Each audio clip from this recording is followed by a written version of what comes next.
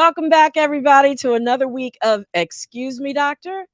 Thank you so much for joining me, my Be Health Empowered family. My name is Dr. Melissa Clark. Of course, you call me Dr. Mel. I love that. We are back here this week doing what we do every week, which is making sure that you have all the information that you need to make wise health decisions, not just for you, but also for your family, your loved ones, as well as your community. And if you're newbies to the show, joining us for the first time, come on in. You're part of the family. Please make sure that you hit that subscribe button on YouTube, that red button. And if you're on Facebook watching us, please hit that like button. Really appreciate you for it. And we are here specifically to make sure that you have the information you need and you get your questions answered. So all throughout the show, we're asking you to put your questions, your thoughts, your stories in the chat. We are going to get to them as you put them in. So let's now get into creating an amazing week for ourselves and welcoming my wonderful co-host, Mr. Wayne Bruce. Hey, Wayne. How you doing, Dr. Mel? I'm fantastic. I Hopefully know we're not cremating anything. We're not cremating anything. I started to stop and say, yeah, I didn't mean cremating anything. Like, I don't even want to be cremated, period. Have a big old funeral or something, man. I don't want it. I want people crying, jumping in, trying to jump in with me. I want the whole deal. I don't want cremation. All right. Well, now we know. But we are not here for that. We're here for a whole nother reason. Yes. Right? Yes, we are. What's our show about this week? Our show is really in dedication to the icon that was Tina Turner. But it's, the way we celebrate is through health here and wellness, health and wellness. So, what's your blood pressure got to do with it? Right. What's your blood pressure? But I mean, it's not an emotion, but you know the rest. But emotion can affect it. We know emotion can affect your blood pressure. And what Tina Turner said just a couple months before she passed, a lot of news outlets picked this up, is that she, quote unquote, I had not known that uncontrolled blood pressure could worsen my renal disease or kidney disease. Wow. And that I would kill my kidneys by giving up controlling my blood pressure. She went on to say that I would never have replaced my medication with homeopathic alternatives if I had an idea at how much was at stake for me. Wow. So we are going to unpack that. Yeah, because there's a lot to unpack right there. We know millions of Black people have high blood pressure, millions of people of color, millions of people have high blood pressure, and it's a silent killer. We're going to go into all of that. We have this amazing guest. She is amazing. Doctor to the doctors, who's going to break this down for us today.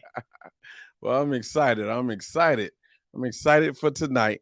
I'm excited to find out more about why we need to follow our blood pressure and really follow doctors' orders on this, right? Yeah. And we had a great discussion before we came on camera about herbs and homeopathic remedies and where that all fits in. We're going to get in all of that. We're going to get to it. But before we do, let's go to all the topics in health and wellness. All right? Right. Our weekly recap. So, Dr. Mel, the first one may make me blush. I doubt it. Water. I think you're already blushing. Go ahead. Water is good for everything. Everything. Water. And now water for better sex life for the ladies. I mean, y'all got it. Talk to me, Dr. Mel. All right. So there was new research presented, just the American College of Obstetrics and Gynecology. They just met a couple weeks ago, and they presented some findings about water-based personal vaginal lubricants. Turns out they're great for relieving vaginal dryness. But the thing was, they found out from the women in the study that not only did it help their vaginal dryness after using it for about 4 weeks, it improved their sexual functioning, including all areas of desire, arousal, lubrication, orgasm, satisfaction, and pain reduction. So basically, improving dryness improved everything. And the key was it didn't alter the vaginal microbiome, which means it did not upset the delicate balance of life inside the vagina. So that's really key, I think, for all women who experience vaginal dryness and want to have some relief. Well, in the words of Dr. Malone, who was on our show, everybody wants to talk about WAP. Nobody wants to talk about DAP. This is true. I DAP didn't being say it. dry. I didn't say it, y'all. I Yeah, did she not say said it. that. The wonderful Dr. Sharon That Malone. was Yeah, Dr. shout Sharon out to her. Malone, wonderful guest of ours we had. She says OBGYN, nobody yeah. wants to talk about, everybody wants to talk about WAP. Nobody wants to talk about that. So now we That's have true. solutions, right? Right. And if you want to catch that episode where she said that, go back and look up the menopause episode on the YouTube channel. You'll Okay. get Yeah. all the Get skinny all on that. get all the skinny. Yeah. So look, let's go to this. I mean, I look at my phone so much recently. I've been looking at my phone so much recently that I am getting blurred vision. Yeah, Blurred, Virginia was about to come out in you. Blared. blared, like the Georgia Avenue. Right, And if you're in right. DC, you gotta know about Georgia Avenue. Anyway, so my vision gets a little messed up. Talk to me. Is my screen time making me sick? It could be. So, this particular study didn't talk about vision issues, although there's separate studies that do talk about that related to screen time. This one talked about the more you use your phone, the more you can experience weight gain, lack of sleep, daytime tiredness, depression, and skipping out on physical activity and spending time with friends and family. So, how do you know if you have excessive or addictive behavior when it comes to your cell phone? Because actually, when you get those notifications on your phone, it causes a dopamine release that drives you to go back for more. So like a compulsive behavior. Yeah, I need exactly. more. I need more I need text. more. I need Right. more notifications. Exactly. So this is and a lot of people experience withdrawal. They get if you take their cell phone away, they get irritable, they get tense, they get depressed, they get restless. So how do you interrupt the cycle? You want to number 1, turn off any non-essential notifications. First thing. So it's not drawing you in. Secondly, set up some boundaries, some specific times that you're on social media, that you're checking your email. Even put the mobile device out of reach, right? When you Yeah. get in the bed, put it in another room. Um, and you delete social media applications. I know some people don't want to delete their TikTok or whatever, but that's one option. Or you can actually put a time limit on it. So when you reach that time limit, you get a notification. Or Mhm. just simply do something else. Call a friend, daydream, learn an instrument, take a walk. Just redirect your energy into something creative or something physical so that you can move beyond the cell phone use. So how you gonna call a friend if you don't use your cell phone?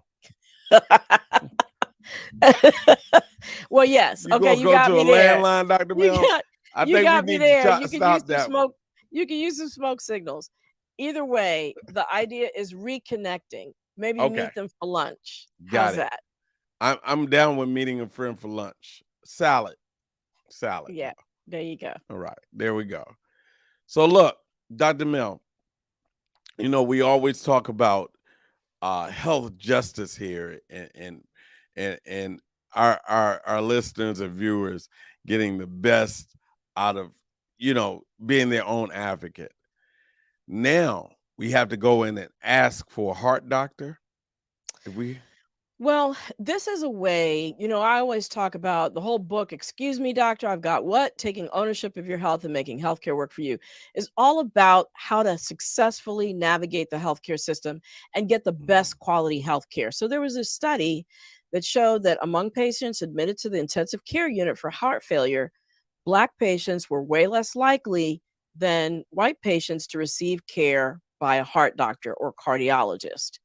And that's a problem because across the board, when you get care by a cardiologist, when you're in that situation with heart failure in the ICU, you have a higher likelihood of survival at 60 days and beyond.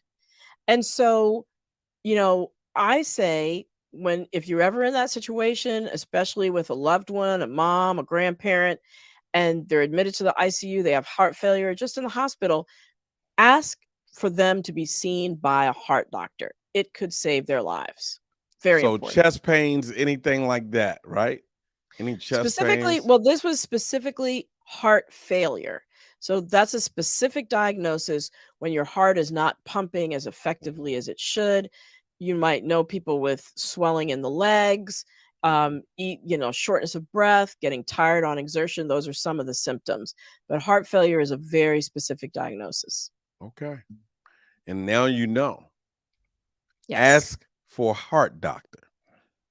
in Are that they I have a situation. question. Are they required to give you a heart doctor if you ask for it? No, they're not required. Sometimes what a class of doctors call hospitalists will Mhm. manage somebody with heart failure, but again, the study showed that if you add a heart doctor as a consult to make sure, that person Mhm. will bring a certain level of expertise to your case. All right, there you have it. That is the weekly recap.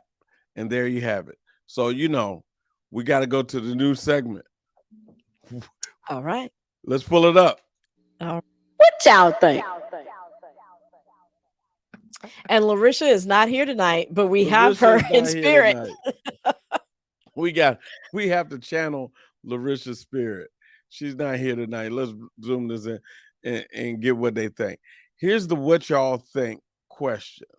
So look, we know cannabis and weed is a 3 billion over a three multi-billion dollar industry and legal in 37 states.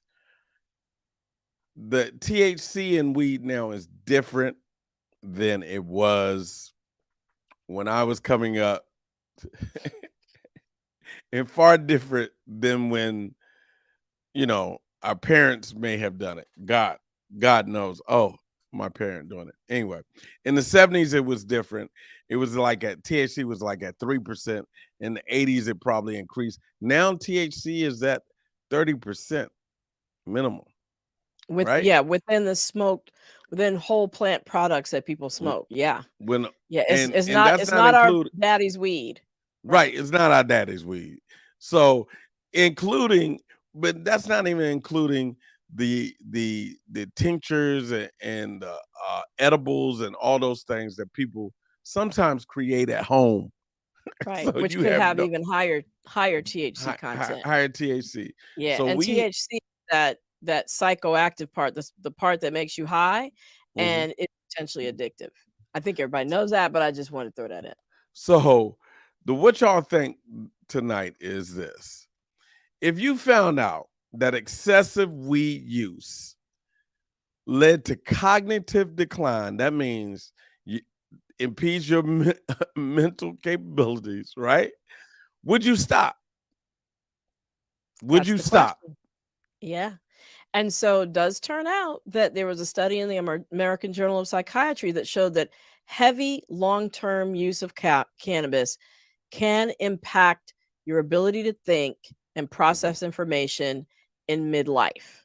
So that's, Wow. and that's what they showed was people who use cannabis over several years, at least Mhm. weekly, but on average about 4 times a week, showed declines in IQ by the time they got to middle age, a drop off in learning, a drop off in how fast they processed information compared to people who didn't use cannabis. And the more often you did it, the worse the decline was, right? And it was more than that was associated with alcohol use and tobacco use. So we would love to know what y'all think. I want to know what you think. If it's Yeah, going to affect you, if you knew it's going to affect you later in life, would you stop? Or would you this is the just like question. pedal to the metal Let's get it on. It's Let's. helping my anxiety. It's helping my sleep. Oh Lord, I can't I'm get down enough. I with it. can't get enough. Would you Right. keep going? Let us know what you think. Put it in the chat, and that's it. We're gonna check All back with right. you on that, right?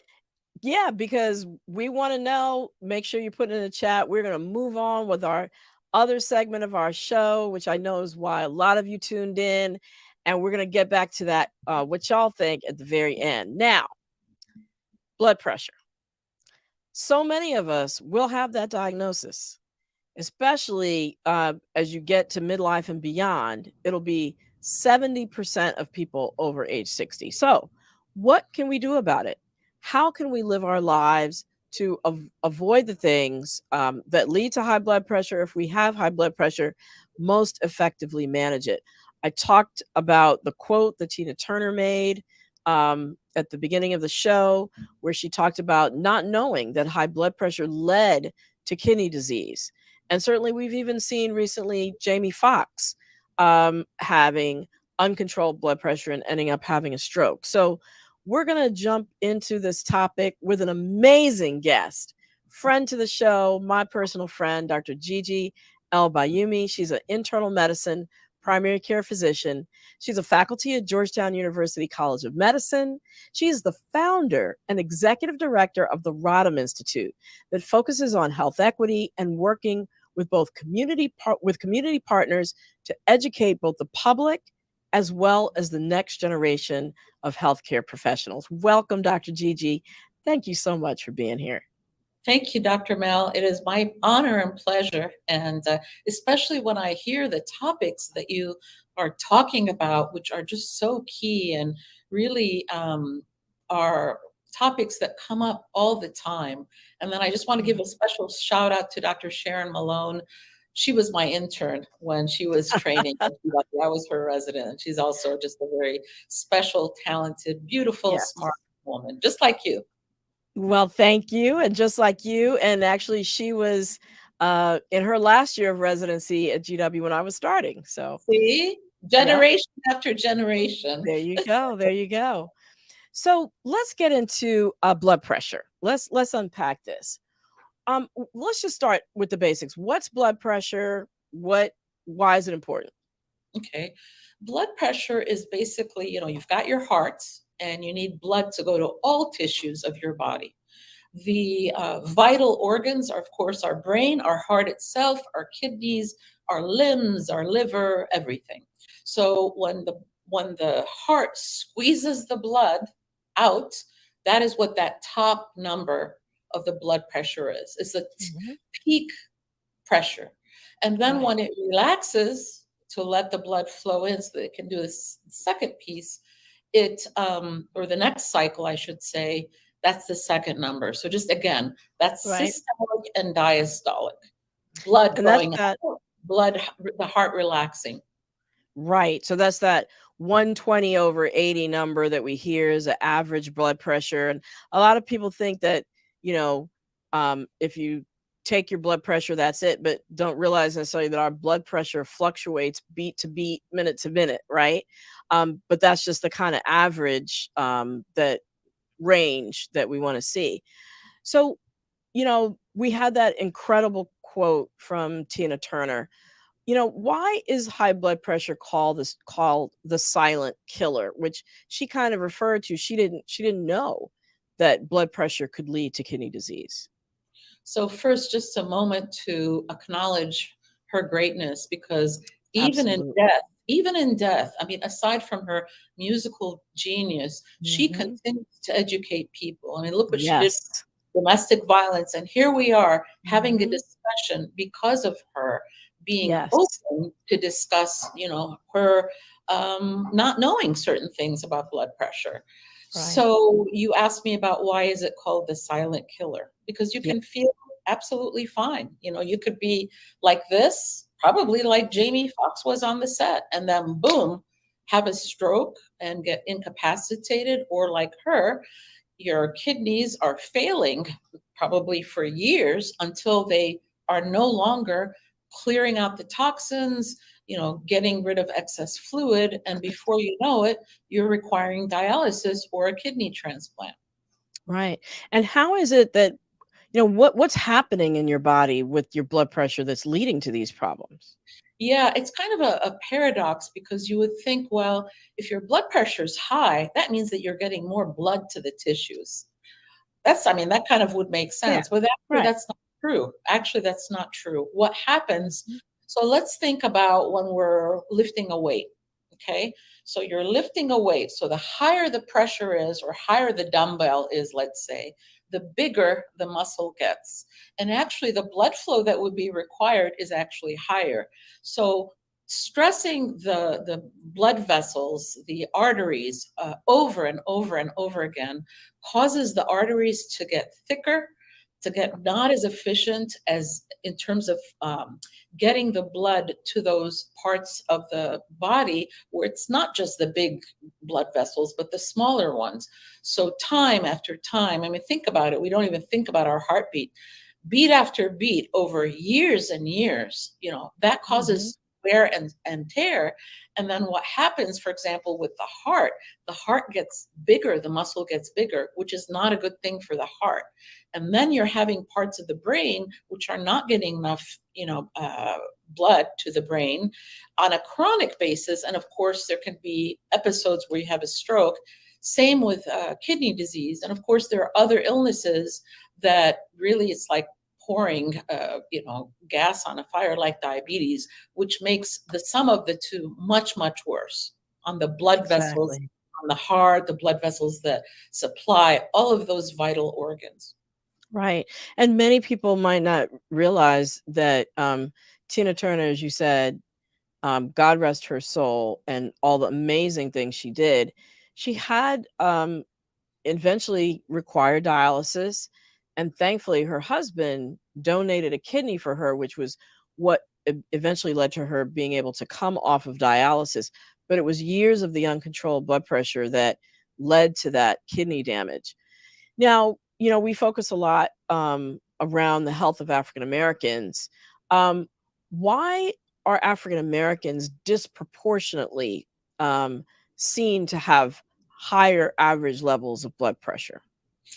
I think the numbers, there are many different factors and Hmm. they're additive. But I want to start with the one that doctors say is not. They always say, doctors, like, well, stress has nothing to do with it. And that's garbage. Because Garbage. finally, the medical system, there was just a study that shows, guess what? Stress is a carcinogen. Stress makes everything worse. Now, whether it Mhm. actually leads to a disease, I personally think so. But let's think about before you're even born, when you're in the womb, because how a mother is, her diet, her own stress, everything impacts the growth of a baby. So Mhm. if she is not getting enough nutrition, if she's under stress, guess what? That baby is likely to be smaller.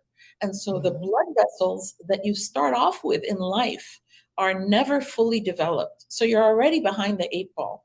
That is Mhm. one of the factors. We, of course, know that things like the places that people live, if they are coming from lower socioeconomic places, are the environment, the quality of water, the stress of being in a violent environment, and education, Nutrition. Yep. nutrition and education. People Mhm. forget that education is actually a key social determinant of health. So that if Mhm. you get kids to graduate from high school, that adds 10 years to their life expectancy. Wow. Yep. Because when Absolutely. you know better, you do better. But there are other aspects that I don't think people really, certainly doctors don't always ask about. So I Mhm. want to talk about them because those are the things that are usually missed.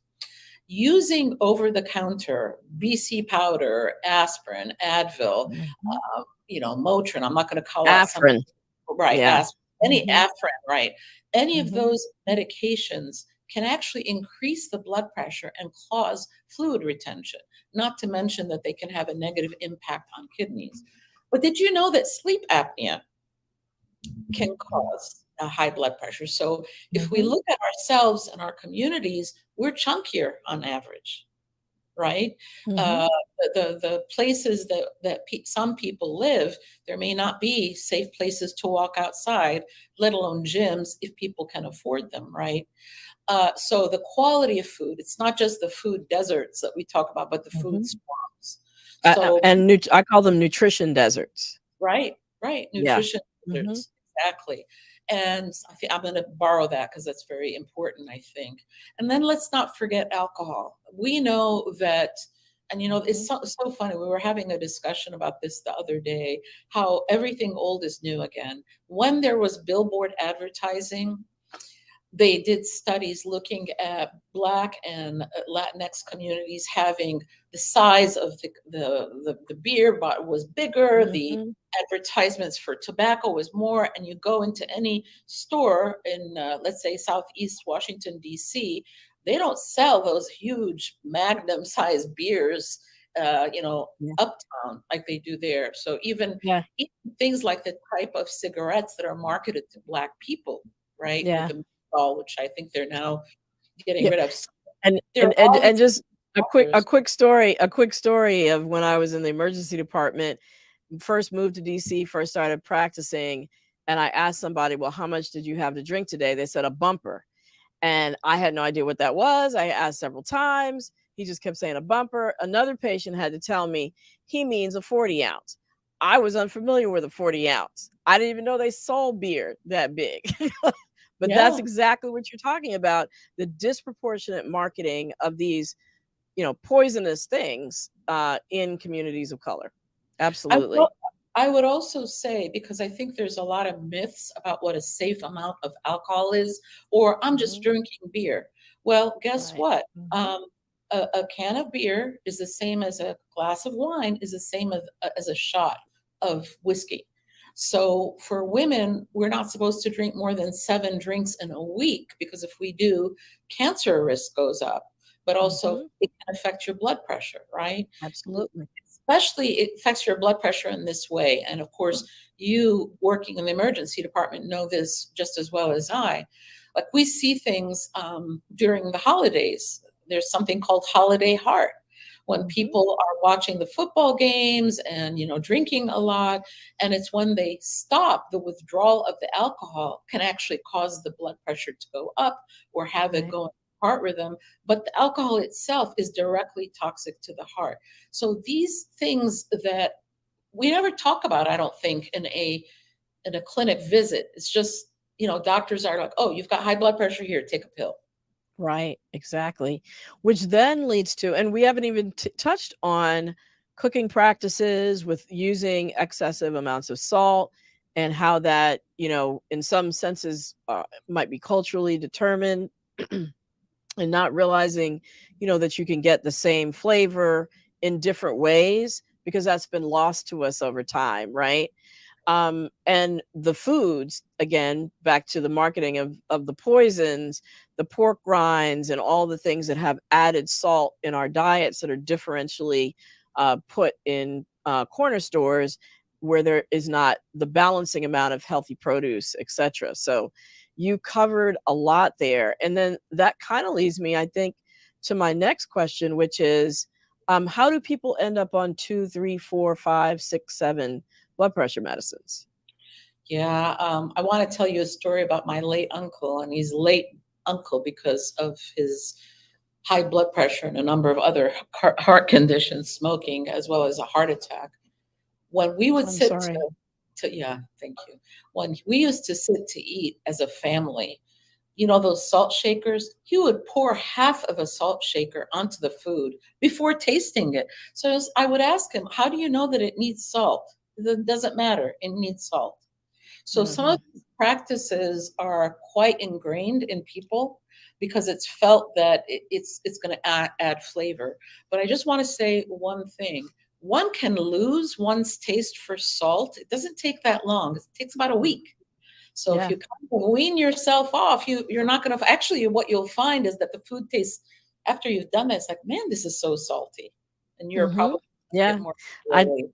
I talk a lot about how our, taste buds, the cells for our taste buds, they turn over completely every 2 weeks. So about 50% of them, like you said, after about a week, are new taste buds. So if you haven't been giving them salt, they don't know what they're missing. That's right. Exactly. Like so many things, right? Yeah. So you were asking me about people who are on multiple medications. Medications, yeah. I would say that, you know, it's important to know, because we may write the prescription, but at least 50% of the time, people don't take the medicine. So it may be 7 that are listed, but people are not necessarily taking them because they are having some negative effects. So when I first, moved from Michigan to DC, somebody said, one of my male patients said, yeah, it affects my nature. Of course, I quickly learned what that meant. And that is a reason for a lot of men to not take blood pressure medication. But to answer your question, one of the top reasons that people have to take 4 and more medicines is diabetes. That should be the tip off, actually. If people are having difficulty, physician, nurse practitioner, clinician is having difficulty controlling your blood pressure, ask to be checked for diabetes. That's one of the number one reasons. Wow, that is a pearl. Yeah, that's Yeah, a takeaway. that's a takeaway. The second is that your kidneys may not be working effectively.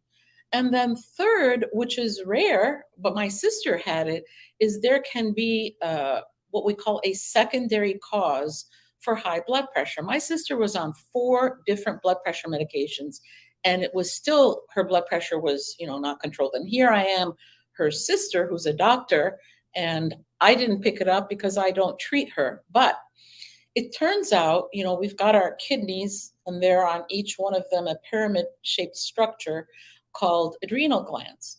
And these adrenal glands secrete things like adrenaline and, all these other hormones that help us function. And she, it turns out, had a benign tumor in the adrenal gland that was secreting a hormone that was making her blood pressure go up. And so when that was discovered, they plucked it out in a surgery. She was not, I think she was just in the hospital overnight. And guess what? She is now off all medications. Wow, that's So amazing. what happens in people who are especially of African descent is that people, physicians, clinicians, don't tend to look for those secondary causes. They'll say, oh, blood pressure, write the prescription and go. Oh, Whereas or yeah, that this person's Black, I'm not surprised that they have high blood pressure. right. So Right. that's precise. So for example, if you have, especially young people, a young person, a white versus African American with blood pressures that are sky high, I will guarantee you it is highly, highly likely that the white individual is going to get a very, Thorough complex evaluation. Yeah. to uncover these very rare, diagnoses. Mhm. And the African American, well, oh, you've got it in your family, up, here, take a prescription and out the door. Yeah. Now, one of the other pieces of Tina Turner's quote had to do with she would not have relied just on homeopathic remedies if she realized the damage that was being done. Talk to us a little bit about, is there a role in the management of blood pressure for alternative therapies? A lot of people talk about beets or ginger or cloves to manage blood pressure. Tell us a little bit about your philosophy and the kind of conversation you might have with a patient around that. Sure. First of all, if you can't tell by my name, I'm of Egyptian heritage. And before we went on air, I was sharing that my grandmother was sort of a healer. And so first of all, I believe that there can be a role for homeopathic or herbal medications. So I'm not one of these physicians that's saying medications, and sort of mainstream. And that's it. Mm-hmm. That's it. That's first of all, I don't believe that, right? But also, I would say that when it comes to high blood pressure, I tell you what they do in Egypt. And again, what happens is that people rely on these exclusively, and then you hear that somebody's had a stroke. So hibiscus, which can be made as you know, as a tea or we can drink it hot or cold, is seen as lowering blood pressure. Matter of fact, when I would go in the summer to visit, my family, they would, because we would drink it as a cold drink. My grandmother would say, "Don't take more than 2 drinks because you'll pass out." Now that's for a kid, okay, with normal blood pressure who may be dehydrated and you drink a lot. So yeah, that probably does. Now, if we take the same hibiscus for somebody who's got higher blood pressure, like let's say it's not the pre-high blood pressure, but really they're into blood pressure, well, you can try hibiscus, but if your blood pressure doesn't improve, and we can talk about the numbers later, within a certain period of time, and time is really of the essence when it comes to controlling some of these issues. You can't give yourself, oh, I'm going to try this for 6 months and see how that is. No, more like, I'm going to try this for a couple of weeks, and if not, I'm going to go on a medicine. So it's not either or, but it's important to know that if something is not working at an early stage, I think you spoke about your philosophy, so I'm going to toss it back to you because I think it was a very helpful way of thinking about the use of these medications or alternative, I should say.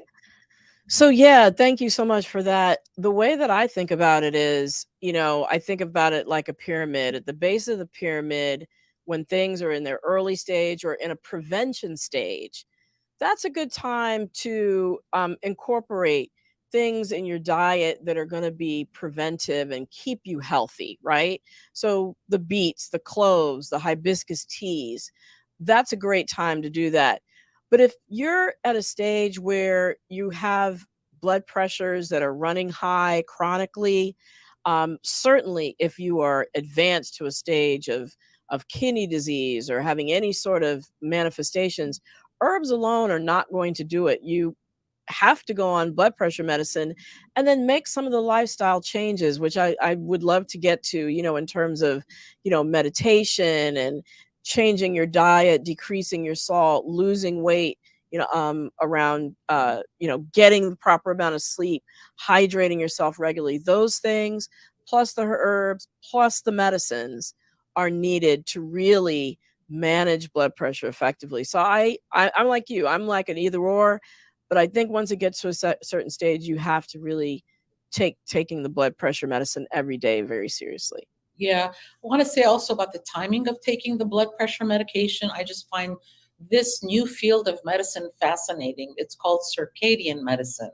So it's really kind of incorporating some of the, traditional, let's say, non-Western philosophy about the importance of sleep, but looking at your circadian rhythm. So for example, and I'm not talking about diuretics, which you should absolutely take in the morning, because if you don't, you'll be up all night. But for all other blood pressures, and of course, people should check with their clinicians. If you just switch your blood pressure medicine from taking it in the morning to taking it in the evening, that can reduce your risk of stroke and heart attack by an additional 15%. And I want to just explain why that is, because I think it's kind of interesting.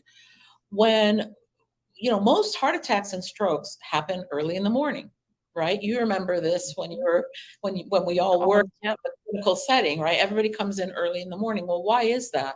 Well, the pituitary gland, which sits in our brain, kind of command central, secretes cortisol, which helps us wake up. And that is about 4 in the morning, something like that.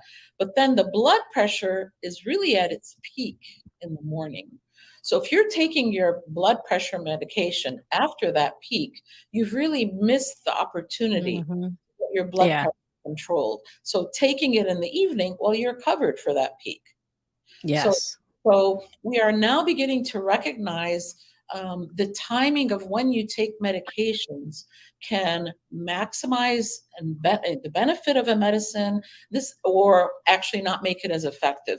So stay tuned for more information about that field of medicine, but certainly for blood pressure medications, it makes a difference. That sounds like we need to have a whole show on that, right? Yeah. Circadian medicine.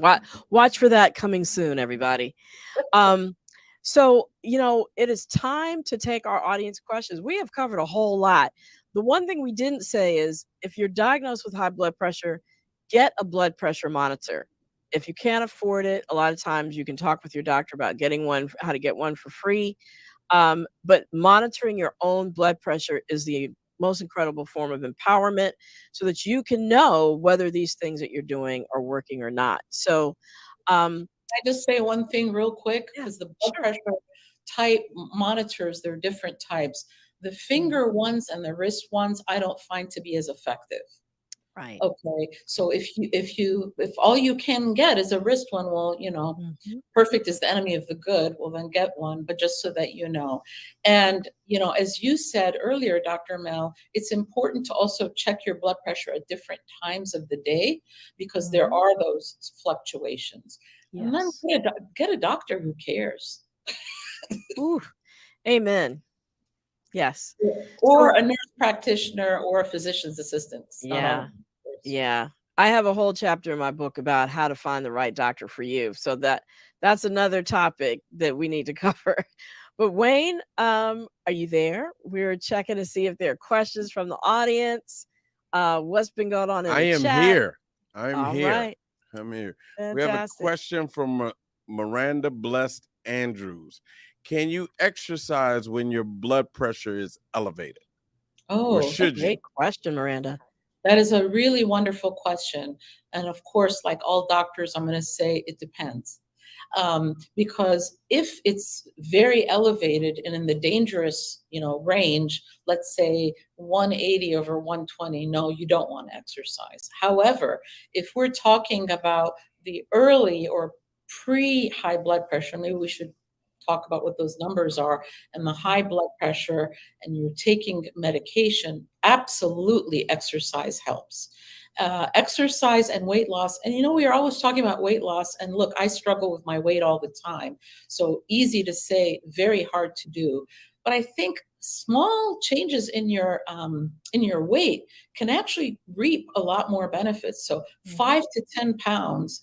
And then there's a great book, and I'm not getting any money from this, called Eat to Live, which really focuses on the health benefits of plant-based diets and people who have sky high cholesterols, high blood pressure, diabetes.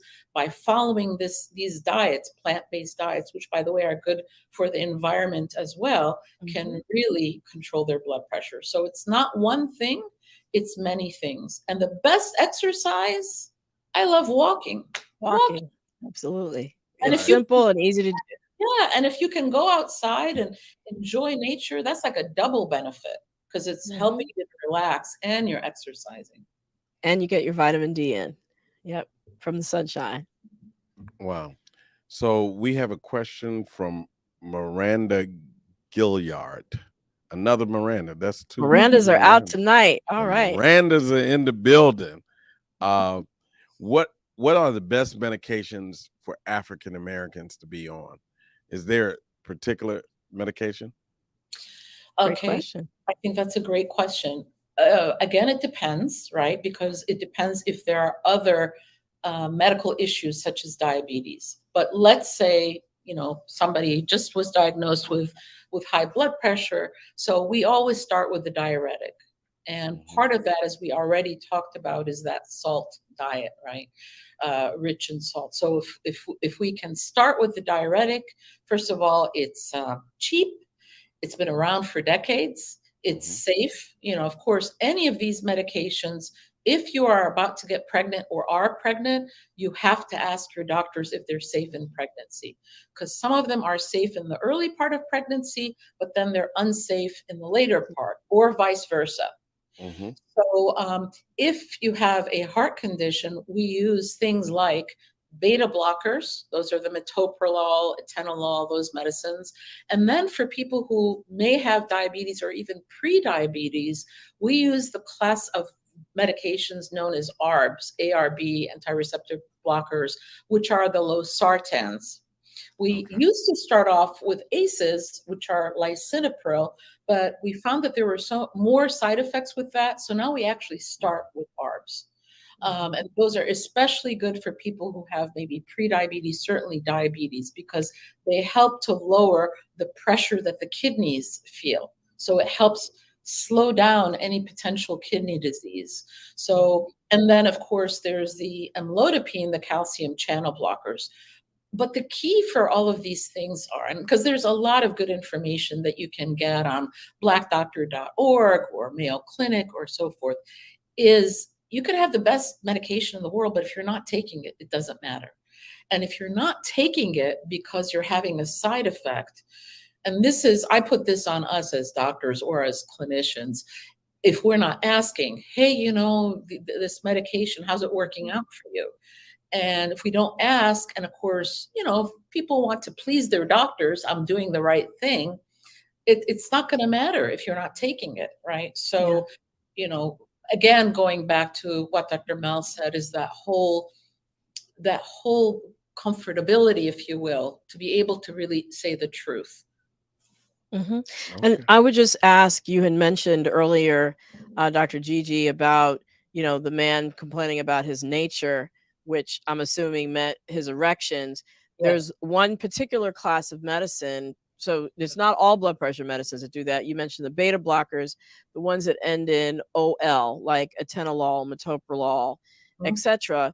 Those are the ones that can have that side effect. It's not universal.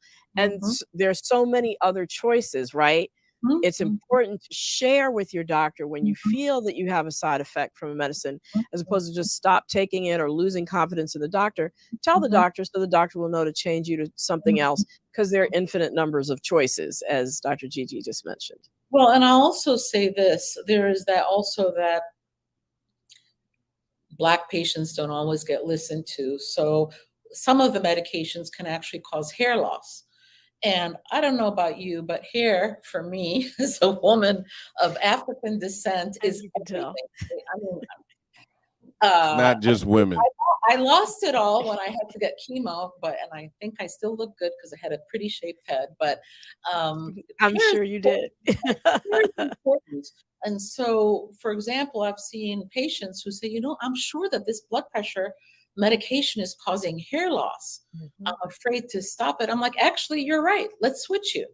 So again, being listened to, and it doesn't matter what the reason that you don't like the medication is. If you don't like it, and you it's shouldn't not be on it, that's all that matters. That's all that matters. Absolutely. We have another question from Tiana York Van El Salande. Okay. All right. I hope I got that right, Tiana. Someone told me that drinking lots of water can counteract the effects of sodium intake when you have high blood pressure.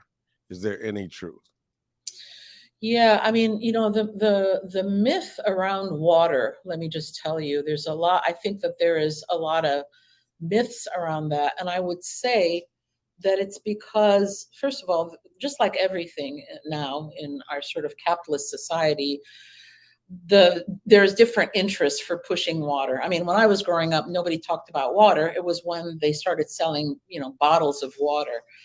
And now we're actually beginning to understand that, you know, trying to stay hydrated and not just drinking water for water's sake is important. Yes, you know, drinking water can help flush out some of the salt, but guess what? If your kidneys are not working 100%, it does not matter how much water you're drinking. It's not going to flush out the salt, because the kidneys have been impacted by the high blood pressure. So I know that people are looking sort of for more precise language. Oh, you know, you doctors, you never give a straightforward answer, but it really does depend. And so I would say, you know, drink water, it's good. Follow good diet, it's good. Sleep well, it's good. Know what your numbers are, even better, whether it's in cholesterol, blood pressure, and blood sugar. That's what the most important thing is. I think sometimes, and I'm this way too, so there's no judgment here, we tend to want to find something that's a magic bullet. The magic bullet. I try not to use bullet because we're already such a violent society. The magic answer, you know, and I wish there was, because if it was, I would just wave my wand and we'd all be okay, right? So it's multiple things. I kind of talk about the 5 self-health actions, and you hit on them: hydration, So staying well hydrated, nutrition, sleep, movement, and managing the stress in your life. The 5 self-health actions.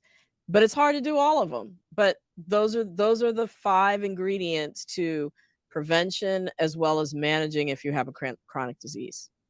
So this one is a quick one, but Trey Jones says, I also heard I should not drink cold or liquids with ice in it, but I have asthma and high blood pressure, but I feel better when I have my ice and my liquids. I also take my blood pressure medicines in the morning. Okay. So Okay. it's some more to that, but That's Okay. the essence. Thank you, Trey. What do you Yeah. say, Dr. Gigi? So, I think it is the Chinese medicine. They look a lot at the temperature of foods and drinks, especially, and overall health. First of all, if you feel better drinking cold water and ice, go ahead and drink it because you are managing 2 conditions. And if it helps to kind of soothe your asthma, that's absolutely fine. I don't see a downside of that. The only thing where ice is a problem, where it can actually, if people are eating a lot of ice, that can be a sign of iron deficiency, which we see in younger women who've got very heavy periods, but that's not you. So if that's what is helping you, then good. I'm glad that you can do that. There are certain medications that, you'll hear doctors say, oh, but that's not something that's been proven in studies. But I have found, not in everybody, but in people with asthma, some of those medications, those OL, the ones that end in OL, can actually not be as great for asthma. So if you're noticing that you were started on a blood pressure medication, your asthma is worse, I would say talk to the clinician that's prescribing it. And definitely walking, hydration, sleep, all those things are very important. For what? For your asthma too. So it's for everything. And I just wanted to add to what you said, Dr. Mel. The older that I get, I keep saying this statement over and over again. Perfect is the enemy of the good. Mm-hmm. We don't have to be perfect all the time. But if we're making that effort and, trying to at least be mindful of what we're doing, because we don't want to drive ourselves crazy. I don't want to be, that person that's skinny mini and is looks awful and is not enjoying themselves because they're so obsessed. I think that there is kind of a balance. Yeah, absolutely. Well said. What else you have? I think we probably have time for one more before we get back to so Anissa Wells asks, what tests or screening should I undergo to monitor my kidney health? Okay. Excellent question, Anissa. These are great questions. And this is a blood test that can be done in the doctor's office or in the nurse practitioner's office. So again, knowing your numbers. And this is especially important if you are, let's say, above 40, if you have a family history of kidney disease, high blood pressure, diabetes, anybody who's got any chronic diseases should, in their family, especially if the family members were younger when they were diagnosed, should seek to have blood tests and some screening tests, or at least have that conversation with your doctor, okay? Because a lot of the guidelines that we see out there are for average risk people, and not everybody's average risk. So know your numbers, know what your blood pressure numbers are, know what your glucose numbers are, know what your kidney numbers are, and definitely know what your blood pressure numbers are. And I would say that the older that you get, the more important that these numbers become. Okay. And the kidney number is the creatinine. That's the specific name of it. And they will also do a urine test too to look for protein in the urine, that combination, and some other things in the urine, but that combination is really what they use to evaluate your kidneys. If I could just add, actually there's an even earlier test of a type of protein in the urine called microalbumin, which is abnormal before you even get regular protein. That can be a warning sign that something is developing. And that's why you have to do that testing early. But You don't have to memorize everything that we've just talked about. As I said, there are excellent sources of information out there from reputable sources, such as Dr. MEL's book, such as blackdoctor.org, such as the National Medical Association, American Heart. I mean, I could go on and on. So, and I have to say, they do an excellent job of explaining in very simple to understand language. They also have videos and so forth. So, we went to medical school to learn all these things. So, Great. All right. Well, Dr. Gigi, thank you so much. You are just a treasure trove of information, and you explain things so simply. Thank you so much for being here. And, hang around because we're going to do this last little segment of what y'all think. And Wayne's going to tell us what people said in the chat. What y'all think? Okay. There you So go. look, nobody said anything about what y'all think, but let me tell you what I think. Oh, really? Okay. Let me tell you what I think. I think that if you run a risk of having cognitive problems because of weed, of anything, of just anything, stop it. Let's not go any further. Well, can I just add, because it's Let's- not cognitive problems. Do you know that people who are at risk, and this is why I have a problem with marijuana being decriminalized for younger people. Yeah. I have seen so many young people have developed either schizophrenia or bipolar disorder. Yes.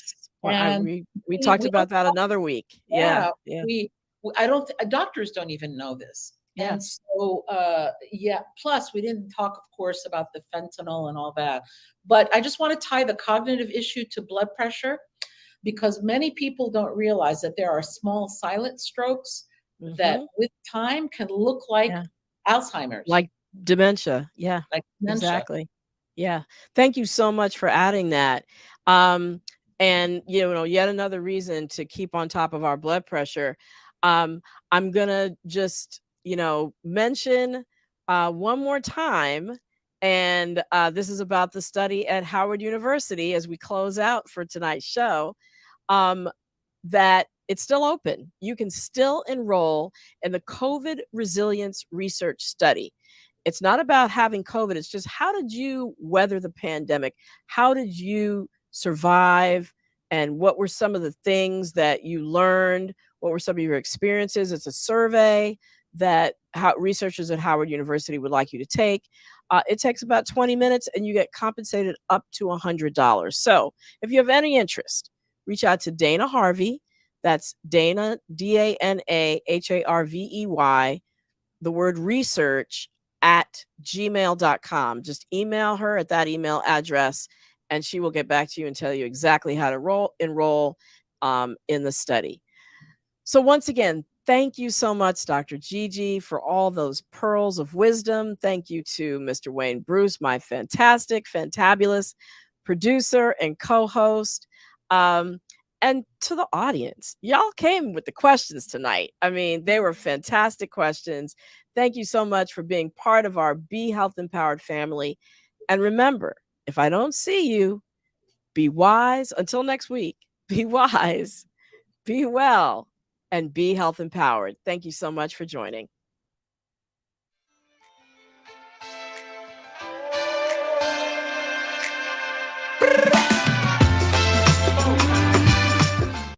So I guess I should thank the Robinsons. They invited me. They still don't know. I hooked up with Dave 3 days ago. He'll start coughing tomorrow. And I bet in 10 days he'll be on a ventilator. Now his wife, she's not vaccinated because she thinks it'll prevent her from being pregnant. But what they don't know is that I can decrease sperm count. Sorry, Dave. Good luck with that.